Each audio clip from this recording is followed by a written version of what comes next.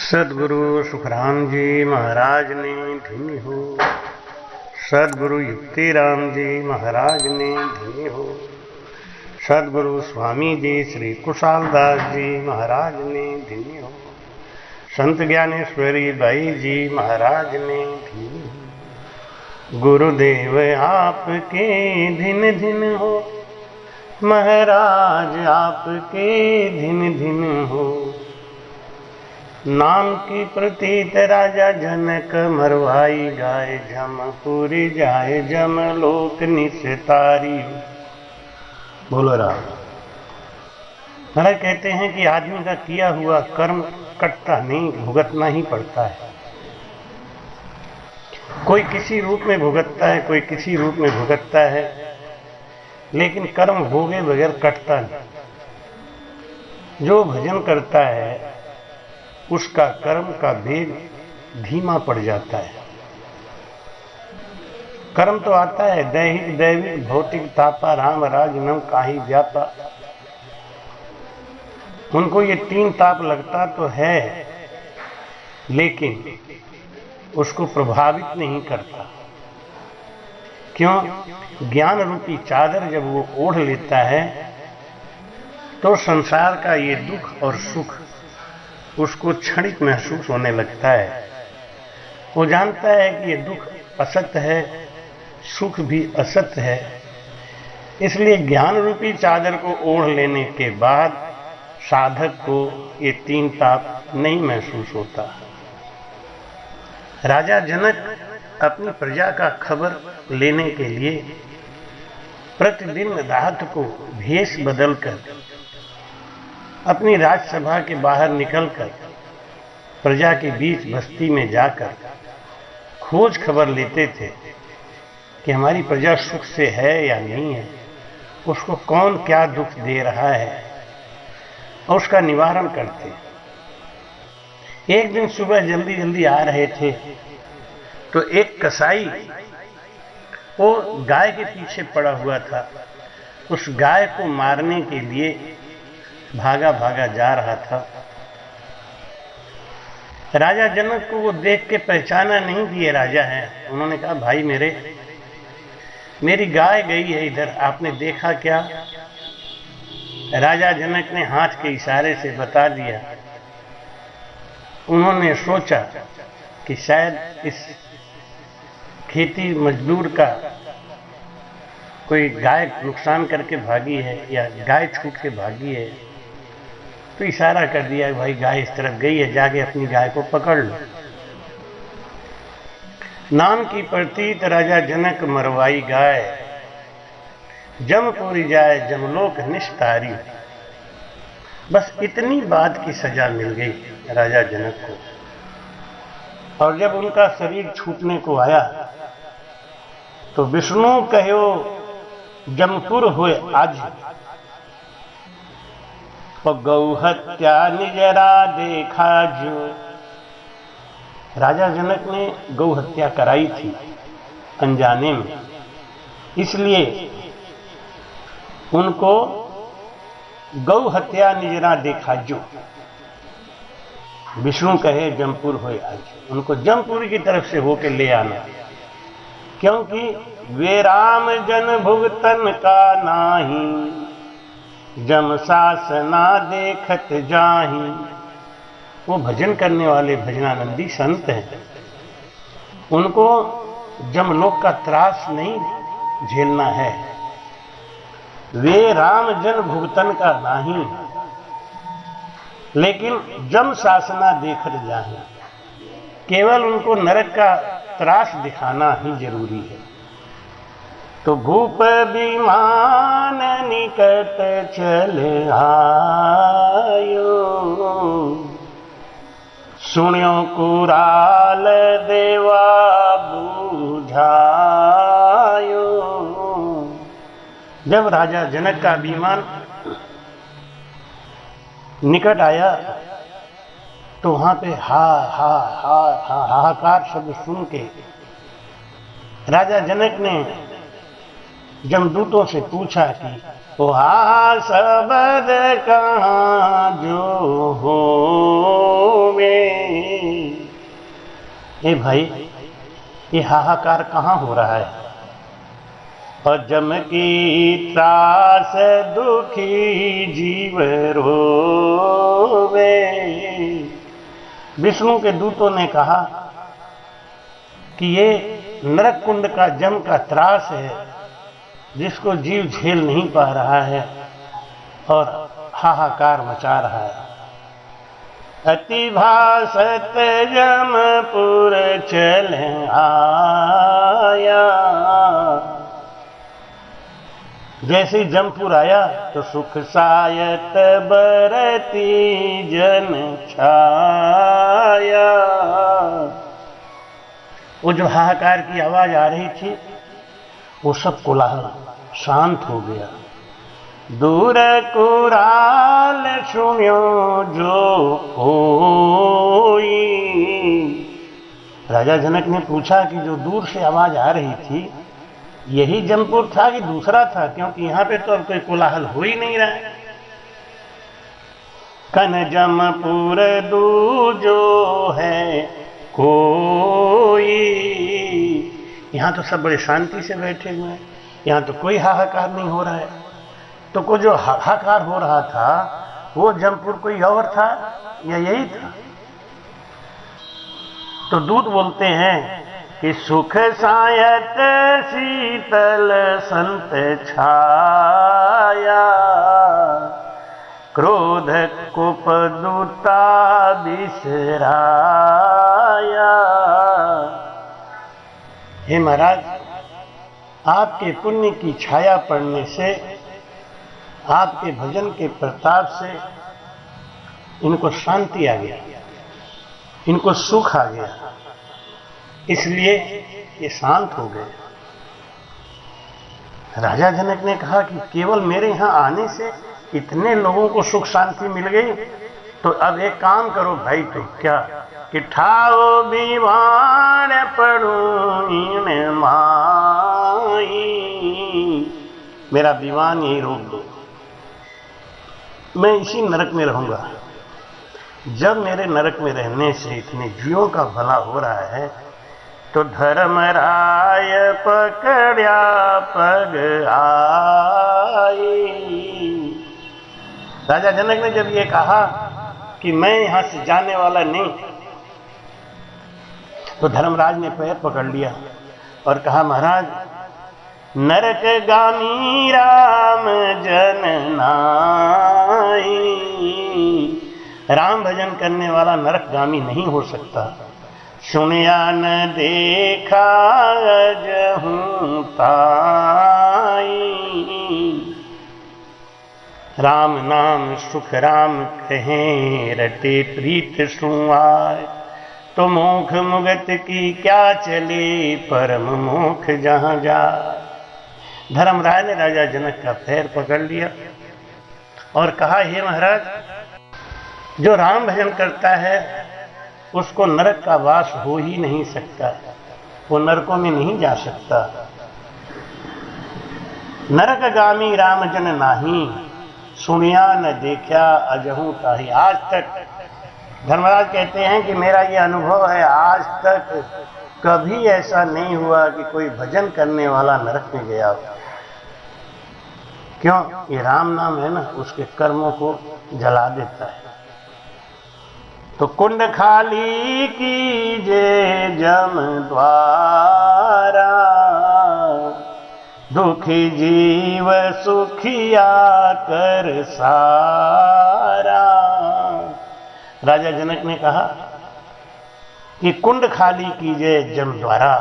हे धर्मराज, अगर तुम हमको यहां से लेके चलना चाहते हो, तो आज इस समय जितने भी नरक कुंड में जीव पड़े हैं, उन सबको हमारे साथ भेजो। जितने दुखिया जीव हैं उनको सुखी करो। अमर जाद आद नादू, आप तिरे तारे और साधु। राजा जनक कहते हैं, ये धर्मराज, ये अनादि से नियम चला आया है। साधु किसको कहते हैं? साधनोति पर कार्यम इति साधु। साधु जगत के समान स्वार्थी नहीं होता, साधी लालची नहीं होता। साधु दूसरों का उपकार करता है। साधनोति पर कार्यम इति साधु, जो दूसरों के कार्य को निपटाता है वही साधु कहलाता है। जो दूसरों के दुखी में दुख महसूस करे और दूसरों के दुख का निवारण करने का प्रयास करे वो साधु है। और जो दूसरों को दुख दे दे के दुख का आवरण लपेट ले वो साधु हो ही नहीं सकता। आमर्याद आद अनादु, क्या आप तिरे तारे और साधु। साधु अपने भी तरता है, दूसरों को भी तारता है, ये मर्याद है। कंचन काई नहीं लगे, लोह घून नहीं खाए, भला बुरा जो गुरु भगत तो नरक नहीं जाए।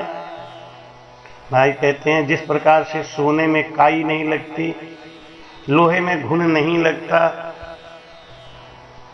ऐसे ही जो राम भजन करता है उसको नरक में नहीं जाना पड़ता।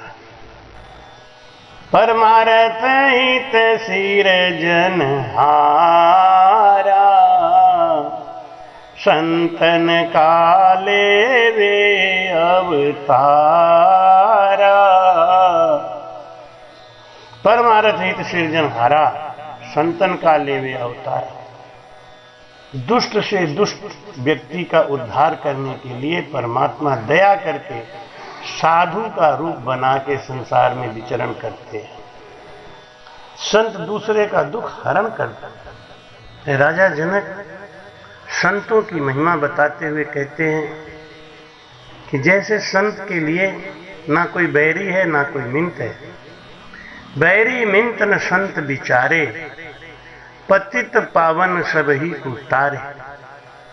दुर्योधन हमेशा युधिष्ठिर और पांडवों से नफरत करता रहा, लेकिन युधिष्ठिर ने नरक कुंड में जाके दुर्योधन और उसके 100 भाइयों का उद्धार कर दिया। महाराज कहते हैं कि कैरव करम कर कुंभी नरका पड़ियो जाए, वंश में भगत राजा युधिष्ठिर निकारी। युधिष्ठिर ने जाके पूरा नरक कुंड खाली कराया और दुर्योधन सहित अपने भाइयों का उद्धार करा दिया। उनके मन में कहीं से भी कोई बैर भाव नहीं था। बैरी में तन संत बिचारे। भजन करते करते जिसका मन शांत हो गया उसके लिए ना तो कोई बैरी है ना कोई मित्र है। समता आ जाती है, समरसता आ जाती है। पतित पावन सब ही को तारे। वो पतित हो चाहे कैसा भी हो, साधु उसके उद्धार का प्रयास करते ही। पापी पुनि पारगत करहि। पापी आत्मा हो या पुण्य आत्मा हो, जैसे पत्थर पारस का वो लोहे को छूते ही सोना बना ही देता है, ऐसे ही पापी पुनि पारगत करहि, लोह पाखाण जहाज संतरे। लोहा और पत्थर चाहे कोई हो, एक ही जहाज पे रख दे तो जहाज उसको पार कर ही देता है। वो गुण अवगुण नहीं देखता। ऐसे ही संत का स्वभाव होना चाहिए। लोह पारस के पास जाता है तो उसको सोना बना ही देता है। सूरदास जी कहते हैं कि समदर्शी प्रभु नाम त्विहारो, चाहो तो पार करो प्रभु जी मोरे, अवगुण चित ना धर्यो। प्रभु जी मेरे अवगुण चित ना धर्यो। एक लोहा पूजा में सोहत, एक घर बदी कपरियों। एक घर बधिक पर्यों। ऊंच नीच पारस नहीं जानत, कंचन करत खरियो। प्रभु जी मोरे अवगुण चित ना धरियो। एक नदिया एक नार कहावत, मैलो नीर भरियो। जब दोनों मिले एक बरन भई, सुर सर नाम पर्यो। प्रभु जी मोरे अवगुण चित ना धरियो। समदर्शी प्रभु नाम तिहारो, चाहो तो पार करो। प्रभु जी मोरे अवगुण चित ना धरियो। गुरु जी मोरे अवगुण चित ना धरियो। राजा जनक धर्मराज को समझाते हैं कि संत समदर्शी होता है। ये पापी थे या पुण्यात्मा थे, हमें इससे क्या लेना देना। हमारे से इनको सुख मिल रहा है, इसलिए इनको मैं साथ लेकर ही जाऊंगा। पापी पुनि पारगत करही, लो पाखाण जहाज संग करही। सुफल जन्म जारा धीन जिया, और नरदेह पाय नाम ही लिया। भूखे भार लेवे अवतारा, जीव उदाहरण नर तन धारा। बोलो राम। महाराज कहते हैं इस संसार में उसका जन्म सफल हो गया जो नर्तन पाके गुरु ज्ञान धारण करके भजन करके खुद तर गया और दूसरों को तरने का रास्ता बता दिया। सुफल जन्म जहां दिन जिया, उसका जन्म सफल हो गया। नरदेह पाए नाम ही लिया। इस जगत को राजी करने में नहीं लगा, भगत को राजी करता है, भगवान को राजी करता है। क्यों? ये जगत मतलबी है, स्वार्थी है।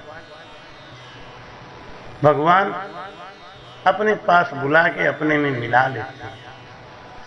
ये जीव का पुनरपि जननम पुनरपि मरणम का चक्र काट देते हैं। इसलिए प्रीति करनी है तो उस राम जी से करो, उस राम जी की शरणागति में रहो। जगत की प्रीति कैसी बताई? तुलसीदास जी लिखते हैं कि तुलसी या संसार की पातल जैसी प्रीत, चाट पोछ कर फेंक दे यही संतन की रीत।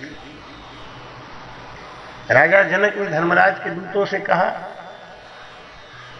कि मैंने जगत में जब तक जीवन जिया, मैंने इस जगत को एक सराय समझा। मैंने कभी भी इस जगत को अपना नहीं माना। जब मैंने इसको अपना माना ही नहीं तो मेरे कर्म का बंधन लगेगा कहां से? इसलिए या तो मुझे यहां नरक में ही छोड़ दो या मेरे संग इतने जीवों का उद्धार करो। धर्मराज बोलता है कि राम भजन करने वाला कभी नरक में रह नहीं सकता, इसलिए आपके संग इन सारे जीवों का उद्धार कर देता हूं। और धर्मराज ने सब जीवों का उद्धार किया। नाम की प्रतीत राजा जनक मरवाई गाय, जमपुरी जाए जमलोक निष्ठारियो। राजा जनक पूरा जमलोक खाली करा दिए। एक भजन करने वाला 100 पीढ़ी तो क्या, पूरा नरक कुंड ही खाली करा दिया। जो अनाधिकारी थे उनको भी अधिकारी बना के नरक से छुटकारा दिला दिए राजा जनक। ऐसे राम के नाम की महिमा है। इसलिए भाव कुभाव अलख आलसहु, नाम जपत मंगल दे दसहु, कि राम भजन से लगे रहने में ही अपनी भलाई है। और महाराज कहते हैं खुद तरे और दूसरों को तारे कोई साधु है, जो दूसरों के कार्य को बनाए। साधनोती पर कार्यमिति साधु, साधु का यही फर्ज है कि दूसरे का बिगड़ा हुआ काम बनाए, जहाँ तक हो सके हो जगत के काम आए। महाराज कहते हैं कि इस संसार में तरवर सरवर संत जन चौथे वर्षे में, परमारथ के कारण चारों धरसी दे। भाई कहते हैं नदी है, वृक्ष है, साधु है और बादल है, ये अपने लिए कुछ नहीं करते, जगत के लिए करते हैं, संसार को सुखी करने के लिए करते हैं। इसलिए साधनोती पर कार्यमिति साधु, जो दूसरों के कार्य को, बिगड़े हुए कार्य को बनावे वो साधु है। सदगुरु सुखराम जी महाराज ने भिन्न